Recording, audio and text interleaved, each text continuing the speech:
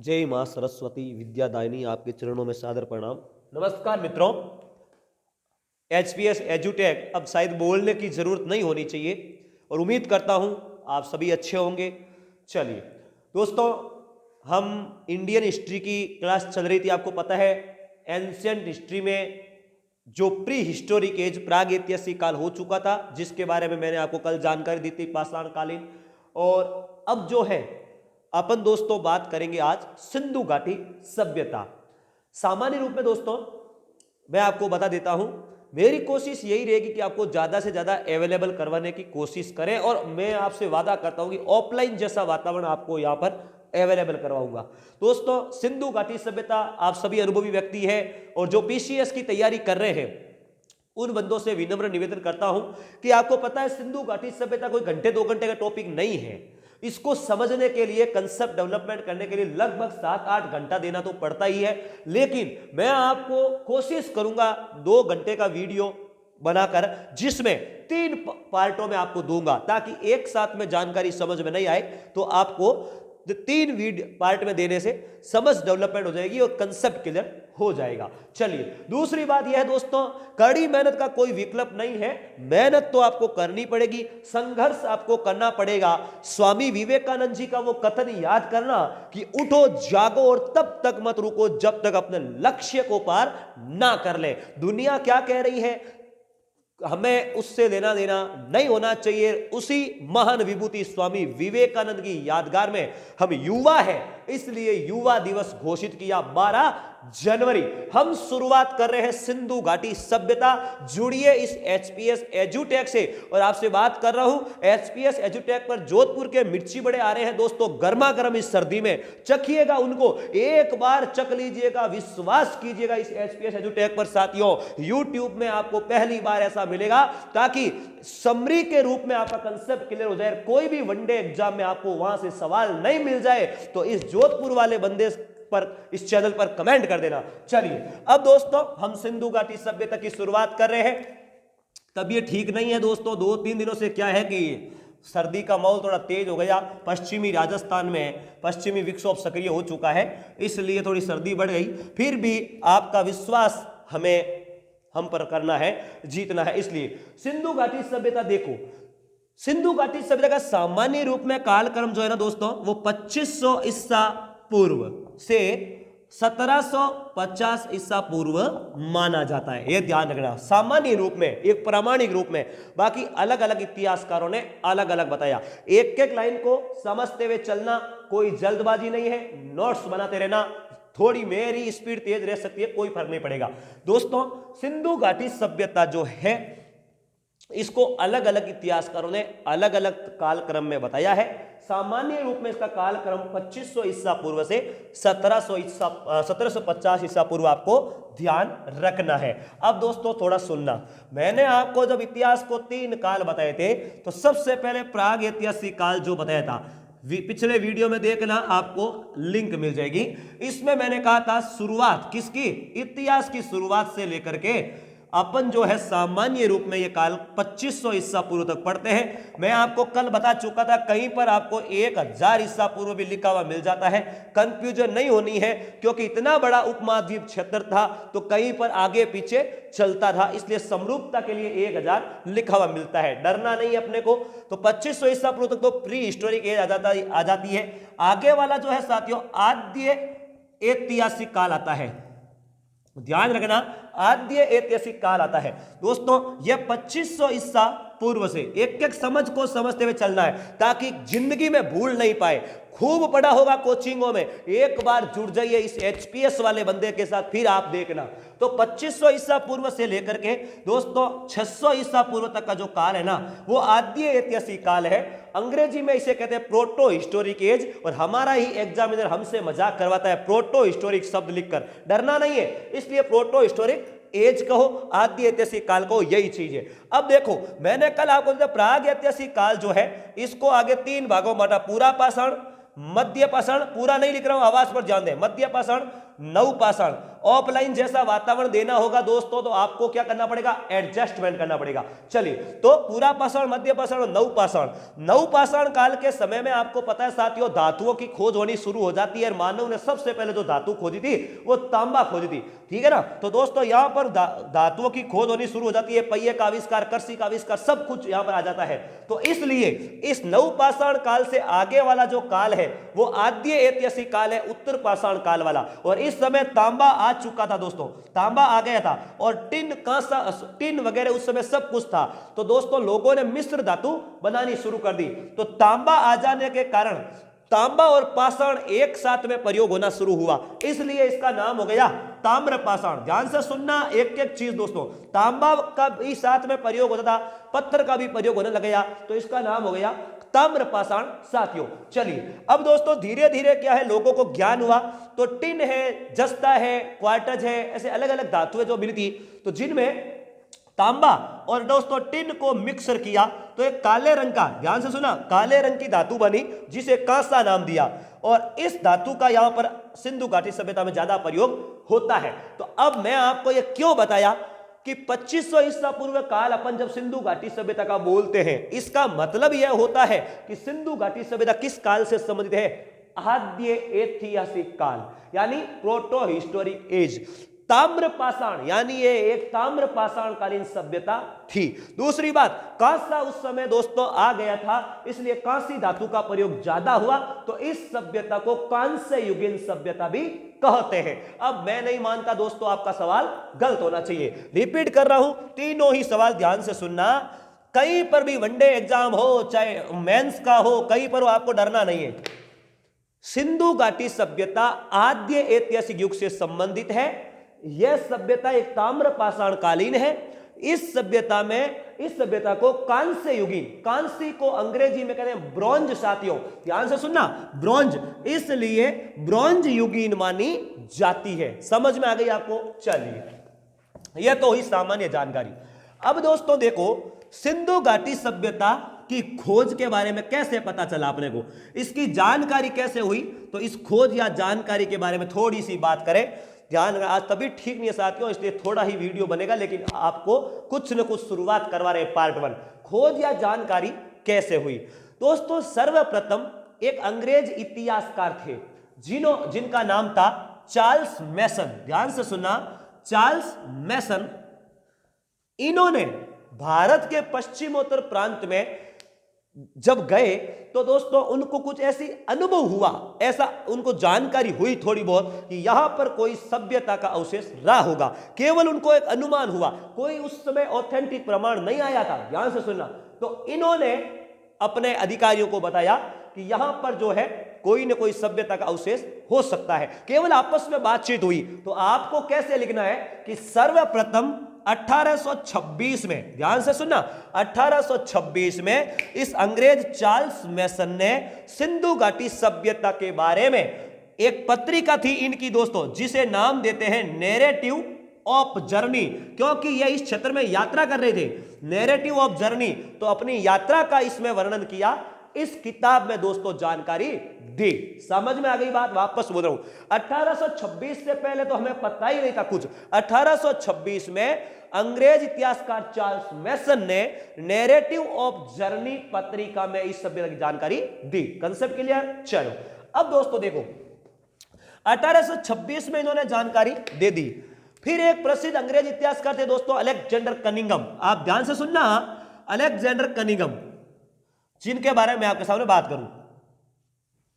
Alexander Cunningham, इन्होंने, यह व्यक्ति भी दोस्तों जो है इतिहासकार जो है 1853 में, ध्यान से सुनना, 1853 में यह क्या है, इस क्षेत्र में जाते हैं। इनको भी थोड़ा बहुत कुछ अनुभव होता है। तो दूसरा पॉइंट यह लिखना, अलेक्जेंडर कनिंघम प्रसिद्ध इतिहासकार जिन्होंने 1853 में इसके बारे में जानकारी दी। अभी तक कोई सभ्यता विशेष का पता नहीं चला दोस्तों, केवल जानकारी दे रहे कि यहां पर कुछ न कुछ रहा होगा। चलिए, फिर दोस्तों हुआ यूं, अब देखो आगे क्या चलता है मैं आपको बताऊं। 1856 में आपको पता है दोस्तों, 1856 में लॉर्ड डलहौजी का काल था। गवर्नर जनरल कौन थे? डलहौजी। और डलहौजी ने दोस्तों भारत में पहली बार रेल चलाई थी, आपको पता है 16 अप्रैल 1853 मुंबई से ठाणे के बीच में, समझ में आई ना, 1853 को। तो दोस्तों 3 साल बाद में इन्होंने 2 अंग्रेज व्यक्तियों को, ध्यान से सुनना, नाम क्या था? John Brunton. कहीं पर आपको जेम्स ब्रंटन लिखा हुआ मिल सकता है, कंफ्यूजन मत होना, जॉन ही नाम है। जॉन ब्रंटन व विलियम ब्रंटन, जॉन ब्रंटन व विलियम ब्रंटन, यह 2 प्रसिद्ध आप इतिहासकार कह सकते हो या दोस्तों अंग्रेज अधिकारी कह सकते हो। इतिहासकार तो हम नहीं कह सकते, अंग्रेज अधिकारी ज्यादा कहेंगे, क्योंकि दोस्तों क्या हुआ 1856 में इन व्यक्तियों ने क्या किया, ये लाहौर जो आज रावी नदी के तट पर है दोस्तों, पेशावर पाकिस्तान के पास में रावी नदी के तट पर है, ध्यान रखना। और दोस्तों कराची, यह समुद्र तट पर सिंधु नदी के किनारे पर स्थित है, अरब सागर के पास में। तो लाहौर और कराची के बीच में रेलवे लाइन बिछा रहे थे साथियों, कौन? यह जॉन ब्रंटन और विलियम ब्रंटन। तो आपको पता है रेलवे लाइन के नीचे ऐसी ईंटें जमाई जाती है, उन ईंटों के माध्यम से उनको कुछ जानकारी प्राप्त हुई। तो इन्होंने साथियों अपने अधिकारियों को बताया कि यहां पर कुछ न कुछ जो है कोई सभ्यता विशिष्ट रही होगी। तो कहां से कहां तक साइड में जानकारी लेते चले, लाहौर से कराची, लाहौर रावी नदी के तट पर है, पेशावर पाकिस्तान के पास, कराची सिंधु नदी के तट पर बंदरगाह है अरब सागर के पास, ठीक है, यह ध्यान रखना। रेलवे लाइन बिछाते समय जानकारी मिली 1856 ब्रंटन बंधुओं को, नाम क्या था? John Brunton, William Brunton. कहीं पर आपको जेम्स ब्रंटन भी लिखा हुआ मिल सकता है। आप डरे नहीं, इस चैनल पर भरोसा करें, आप विश्वास करें साथियों, हर दम आपके साथ खड़ा हूं, थोड़ा भरोसा रखें इस पर। चलो क्या है साथियों, हरदम ऑफलाइन में रहते हैं, इतना समय नहीं मिल पाता है, तो जितना मिलता है हरदम आपके साथ में है। लगभग आप विश्वास नहीं करेंगे, इस 24 साल की उम्र में साथियों 12-13 घंटे पैरों पर खड़े रहते हैं, तो आप विश्वास रखें इस पर। चलो आगे बात करूं साथियों, तो हुआ यूं, वो जो अलेक्जेंडर कनिंघम थे ना, अलेक्जेंडर कनिंघम, इन्होंने क्या किया साथियों, अलेक्जेंडर कनिंघम ने आपको पता है पहले 1853 में जानकारी दी थी। यही व्यक्ति अब क्या होता है, सुनना, 1856 में तो ब्रंटन बंधु आ गए, 56 के बाद में दोस्तों 1861 का साल भारतीय इतिहास में बड़ा स्मरणीय है। क्यों? देखना दोस्तों, आपको पता होगा 1857 की क्रांति हुई थी, साथ में चलना, जुड़ते हुए को रिलेशन से अपने को इतिहास क्लियर करना है। 1857 में भारत में क्रांति हुई थी, और क्रांति होने के बाद में 1858 का भारत शासन अधिनियम आता है। क्या घटना होती है इसमें? 2 पद सृजन होते हैं, एक तो दोस्तों वाइसराय और एक भारत सचिव। ध्यान से सुनना, भारत सचिव। ये वाइसराय तो कौन थे साथियों? जो पहले हमारे भारत में गवर्नर जनरल हुआ करते थे, उसी व्यक्ति को इस वाइसराय का नाम दे दिया। समझ में आ गई? तो 1857 की क्रांति के समय लॉर्ड कैनिंग थे भारत के गवर्नर जनरल, तो दोस्तों इन्हीं को क्या बना दिया? वाइसराय बना दिया। ध्यान से सुनना एक एक चीज को साथियों, कंसेप्ट क्लियर हो जाएगा, नोट करते हुए चलना बात को। और लॉर्ड कैनिंग को क्या बना दिया? वाइसराय। तो पहला वाइसराय कौन बना भारत में? Lord Canning. कब बना? 1858 में। और ये वही कैनिंग है जिन्होंने दोस्तों इंग्लैंड की महारानी विक्टोरिया की घोषणा इलाहाबाद के लॉर्ड दरबार भवन में पढ़ी थी, वही व्यक्ति है ये। चलो, तो ये लॉर्ड कैनिंग जो है ना, इन कैनिंग ने दोस्तों क्या किया, वाइसराय जो थे पहले, इन्होंने 1861 में भारत में दोस्तों एक पुरातात्विक सर्वेक्षण विभाग स्थापित किया। पुरातात्विक सर्वेक्षण विभाग स्थापित किया। ध्यान से सुनना, पुरातात्विक सर्वेक्षण विभाग स्थापित किया साथियों। और यह जो पुरातात्विक सर्वेक्षण विभाग है, इसका मुख्यालय रखा था कोलकाता में। क्यों? क्योंकि भाई कलकत्ता पहले भारत की राजधानी थी। दिल्ली राजधानी तो दोस्तों अप्रैल 1912 में आती है, दिसंबर 1911 को ऑर्डर जारी करते हैं और अप्रैल 1912 में लाई जाती है। थोड़ा ध्यान रखना। तो उनका मुख्यालय कहां बनाया? कलकत्ता में। किसका? पुरातात्विक सर्वेक्षण विभाग का। किसने स्थापना की? लॉर्ड कैनिंग ने की। अब थोड़ा सा यहां पर आना, तो 1858 में भारत सचिव का पद सृजन हुआ। वो कैसे? दोस्तों 1858 के अधिनियम में जो कंपनी का शासन हमारे भारत में था वो हट गया और ब्रिटिश संसद यानी क्राउन का नियंत्रण हो गया। तो इसका नियंत्रण रखने के लिए ब्रिटेन की संसद में एक भारत मंत्री नाम से एक पद सृजन हुआ, उसे ही अपन कहते हैं भारत सचिव। और पहले भारत सचिव बने थे वो सर चार्ल्स वुड थे। यह भी ध्यान रखना भाइयों, साथ ही साथ में सीखते हुए चलना है अपने को। हम कहां से हैं? वो एचपीएस एजुटेक से है, ऐसा लगना चाहिए। तो देखो अब क्या हुआ, इन लॉर्ड कैनिंग ने पुरातात्विक सर्वेक्षण विभाग की स्थापना कर दी और साथियों इनके जो प्रथम महानिदेशक बने ना, प्रथम महानिदेशक, वो बनाया इस अलेक्जेंडर कनिंघम को। इसलिए 18 सुनना मेरी बात को, भारत में सन 1861 में वाइसराय लॉर्ड कैनिंग ने पुरातात्विक सर्वेक्षण विभाग की स्थापना की, जिनका मुख्यालय कलकत्ता में रखा। और साथियों, इनके प्रथम महानिदेशक जो बने डायरेक्टर, वो बनाया अलेक्जेंडर कनिंघम को। इसलिए भारत में पुरातात्विक सर्वेक्षण विभाग का जनक इस कनिंघम को कहते हैं। अब यही कनिंघम जो है साथियों, आगे चलकर 1873 में, ध्यान से सुनना, पहले तो केवल ये एक इतिहासकार हुआ करते थे, अब ये दोस्तों पुरातात्विक सर्वेक्षण विभाग के क्या है, डायरेक्टर है। इसलिए ये अपनी टीम को लेकर जाते हैं दोस्तों इस पश्चिमोत्तर क्षेत्र में, और वहां पर क्या करते हैं, जानकारी प्राप्त करते हैं। तो व्यवस्थित रूप से जो जानकारी प्राप्त हुई ना, वो 1873 में अलेक्जेंडर कनिंघम को हुई थी। सुनिए, सुनते रहिएगा एक एक चीज। चलो अब देखो आगे क्या हुआ। सॉरी क्या है, तभी थोड़ी गड़बड़ चल रही है साथियों। अब देखो क्या होता है, यह जब 1861 में दोस्तों, 1873 में जानकारी देते हैं, तो आगे चलकर दोस्तों वाइसराय बनते हैं, आपको पता हो तो लॉर्ड कर्जन। कब वो बनते हैं दोस्तों, लॉर्ड कर्जन जो है आपको पता है, बंगाल विभाजन हुआ था 1905 में, और 1902 में यह लॉर्ड कर्जन वाइसराय थे। इस वाइसराय ने क्या किया, भारत का जो ये पुरातात्विक सर्वेक्षण विभाग जो था ना, स्थापना हुई थी ना, उसका दोस्तों डायरेक्टर बना दिया सर जॉन मार्शल को। ध्यान से सुनना, सर जॉन मार्शल को बना दिया। अब ये जो सर जॉन मार्शल है ना साथियों, ये सर जॉन मार्शल वो ही है जिनके निर्देशन में हड़प्पा सभ्यता की खोज होती है। ध्यान से सुनना, तो इस सर जॉन मार्शल को पुरातात्विक सर्वेक्षण विभाग का निदेशक बनाया वाइसराय लॉर्ड कर्जन ने।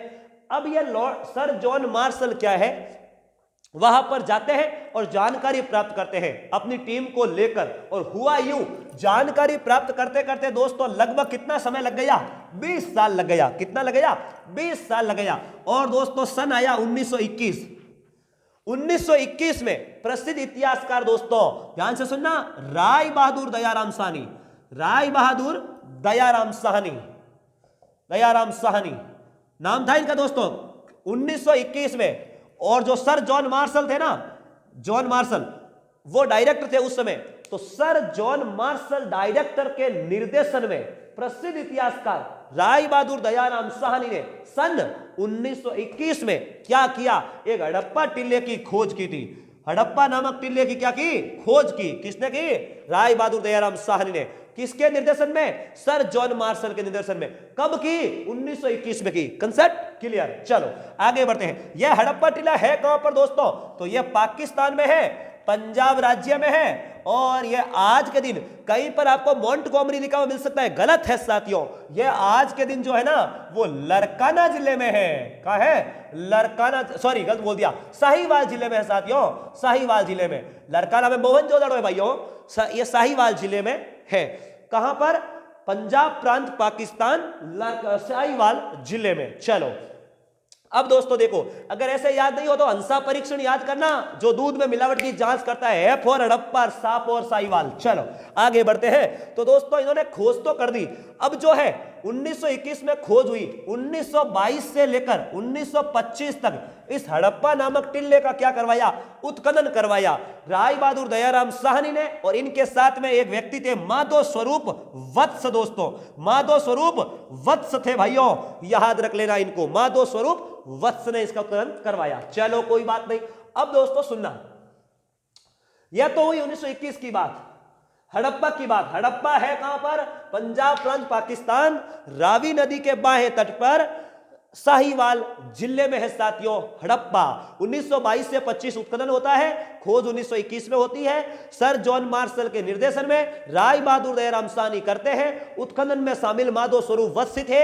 ये वही माधो स्वरूप वत्स है जिन्होंने सिंधु घाटी सभ्यता का कालक्रम 3500 ईसा पूर्व से 2800 ईसा पूर्व बताया। चलो आगे बात कर रहा हूं साथियों, सन आ जाता है 1922।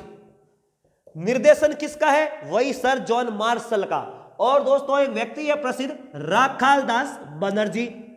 राखालदास बनर्जी है भाइयों, चलिएगा। यह राखालदास बनर्जी क्या करते हैं, एक नवीनतम टिल्ला ढूंढते हैं। और टिल्ले का नाम क्या है दोस्तों, सिंध राज्य में मोहनजोदड़ो है। मोहनजोदड़ो है भाइयों, मोहनजोदड़ो सिंध राज्य में स्थित है ये मोहनजोदड़ो। चलो, इस मोहनजोदड़ो की जो खोज है ये राखाल दास बनर्जी करते हैं। इसे दोस्तों डेड ऑफ मड, अंग्रेजी में डेड ऑफ मड, मृतकों का टिल्ला या मुर्दों का टिल्ला कहते हैं भाइयों इस मोहनजोदड़ो को। है कहां पर? पाकिस्तान के सिंध राज्य में है, ये सिंध राज्य में है और सिंधु नदी के किनारे है भाइयों, सिंधु नदी के किनारे है, सिंध राज्य में है, जिला लरकाना है भाइयों, लरकाना है। कंसेप्ट क्लियर हो गया। अब आगे जो क्या क्या मिलेगा इनसे वो आगे वाले वीडियो में मैं बात करूंगा, आप डरे नहीं। चलो अब दोस्तों देखो, यह तो हुई मोहनजोदड़ो की बात। अब आगे चलते हैं तो सन आता है 1924। 1924 में क्या होता है? 1924, एक एक बात को नोट करते चलना। 1924 में साथियों इस सिंधु घाटी सभ्यता के बारे में जो डायरेक्टर थे ना पुरातात्विक सर्वेक्षण विभाग के, सर जॉन मार्शल, उन्होंने विधिवत रूप से घोषणा कर दी कि यह एक सभ्यता रही है। यहां पर क्या रही है? सभ्यता रही है। तो सिंधु घाटी सभ्यता के बारे में विधिवत घोषणा कब हुई? 1924 में हुई। किसने की? सर जॉन मार्शल ने की थी। दोस्तों एक होता है सभ्यता और एक होती है संस्कृति। थोड़ा सा आप समझ लेना शब्द को। सभ्यता का मतलब तो होता है भौतिक उन्नति। भौतिक उन्नति का मतलब समझे आप? नहीं समझे, मैं बता रहा हूं दोस्तों। स्थापत्य से संबंधित जो उन्नति होती है ना, जहां पर दुर्ग है, दुर्ग कह सकते हैं, भवन कह सकते हैं, ऐसा जो निर्माण होता है उसको कहते हैं सभ्यता। और संस्कृति, रहन सहन, जो सांस्कृतिक उन्नति वो तो थी भौतिक। संस्कृति का मतलब सांस्कृतिक या आध्यात्मिक उन्नति को कहते हैं। इसका मतलब यह होता है कि रहन सहन रहन सहन, प्रथाएं, रिवाज जो है ना, पहनावे का तरीका वगैरह, यह सब आती है संस्कृति में। चलो अब देखो 1924 से आगे वाला सन दोस्तों कंटिन्यू लिखते हुए चलना। 1931। अब दोस्तों ध्यान सुना, सिंधु घाटी सभ्यता का 3 नामकरण है, नाम है। पहला है हड़प्पा सभ्यता, हड़प्पा सभ्यता पूरा नहीं लिख रहा हूं। दूसरा है सिंधु घाटी सभ्यता। तीसरा है सिंधु सरस्वती सभ्यता, सिंधु सरस्वती सभ्यता। 3 नाम है भाइयों इसका, सुनना, ये तीनों नाम याद रखना। 1931 की बात है। 1931 में क्या हुआ? सर जॉन मार्शल ने, देखो सर जॉन मार्शल ने क्या किया था। जिस समय दोस्तों सिंधु घाटी सभ्यता की पहली बार खोज हुई ना, उस समय इसका नाम सिंधु घाटी सभ्यता नहीं था। तो क्या था? इस सभ्यता का नाम हड़प्पा सभ्यता था। क्यों भाई? क्योंकि पहला जो स्थल खोजा गया इस सभ्यता का वो हड़प्पा था, इसलिए प्रथम खोजे गए टिल्ले के नाम पर हड़प्पा नाम रख दिया गया। चलो अब देखो 1931 में सर जॉन मार्शल ने इसका नाम दूसरा रखा। क्या रखा? सिंधु घाटी सभ्यता रखा। कौन सा नाम रखा? सिंधु घाटी सभ्यता रखा। क्यों रखा भाइयों? क्योंकि इस सिंधु घाटी सभ्यता के जो स्थल मिल रहे थे वो सिंधु नदी व उसकी सहायक नदियों के क्षेत्र में मिल रहे थे, इसलिए 1931 में सर जॉन मार्शल ने इसका नाम सिंधु घाटी सभ्यता रख दिया। भाइयों समझ रहे ना, इस चीज को रख दिया था। चलो अब क्या होता, देखो यह तो नाम रख दिया, ये क्यों रखा? तो देखो आप एक शब्द पढ़ते होंगे, वैदिक काल हो चाहे भले सिंधु सभ्यता काल हो, सप्त सिंधु क्षेत्र।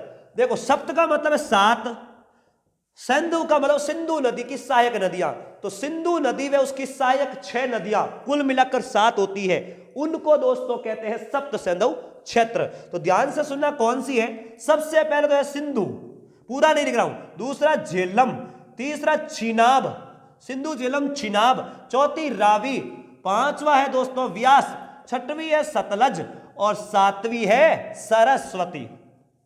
समझ में आ गई बात आपको? चलिए अब इसके दोस्तों प्राचीन नाम भी थे, तो आज के आज यही समझ लो। सरस्वती को कहते हैं सरस्वती, सतलज को कहते हैं सतुद्री, व्यास को कहते हैं विपासा, रावी को कहते हैं परुषणी, चिनाब को कहते हैं अस्किनी, झेलम को कहते हैं वित्तस्ता। वित्तस्ता नदी या झेलम नदी के किनारे हाइडे स्पीच का युद्ध होता है। सिंधु नदी को सिंधु के नाम से ही जानते हैं। इस क्षेत्र में स्थल मिलने के कारण इस सभ्यता का नाम 1931 में सर जॉन मार्शल ने सिंधु घाटी सभ्यता रखा। और आगे चलकर दोस्तों सिंधु और सरस्वती वाला क्षेत्र होने के कारण सिंधु सरस्वती सभ्यता कहलाई। यह थोड़ा ध्यान रखना बस। अब दोस्तों एक बात आप और नोट करते चले, सिंधु घाटी सभ्यता के आज तक लगभग 1500 स्थलों का पता लगा लिया, 1500 स्थलों का पता लगाया जा चुका है आज तक, जिस दिन से पता चला उस दिन से लेकर, जिनमें से यह जो है लगभग साथियों 616 स्थल हमारे भारत में है, 406 स्थल जो है पाकिस्तान में है और 2 स्थल जो है वो अफगानिस्तान में है। सोर तू गई वे मुंडी का, अफगानिस्तान में है, यह ध्यान रखना। तो 1500 स्थलों का पता लगाया। टोटल खुदाई कितने स्थलों की हुई? 1024 की, जिनमें से 616 तो भारत में है, 406 पाकिस्तान में, 2 अफगानिस्तान में। वापस सुनना, सिंधु घाटी सभ्यता का लगभग 1500 स्थलों का पता लगाया है हमने और खुदाई जो की जा चुकी है 1024 की जा चुकी है। इन 1024 में 616 तो भारत में, 406 पाकिस्तान में, 2 अफगानिस्तान में है। इस प्रकार ये एक बात नोट करते हुए चलो, देखो एक शब्द आता है उपमहाद्वीप। उपमहाद्वीप का मतलब क्या होता है भाइयों? उपमहाद्वीप, भारत एक उपमहाद्वीप था। क्यों? भारत में भारत, पाकिस्तान, बांग्लादेश, नेपाल और भूटान, यह एक पूरा इलाका था साथियों। इस क्षेत्र को उपमहाद्वीप की संज्ञा दी। तो यह सिंधु घाटी जो सभ्यता है वो भारतीय उपमहाद्वीप के उत्तरी पश्चिमी क्षेत्र में थी। ठीक है, और आप देख लेते हैं भारत, पाकिस्तान, अफगानिस्तान है। तो आज के समय में सिंधु घाटी सभ्यता 3 देशों से प्राप्त हुई थी। यह ध्यान, सिंधु घाटी सभ्यता 3 देशों में फैली हुई थी। सॉरी 3 देशों में फैली हुई थी। ध्यान रख लेना इस बात का। Concept clear?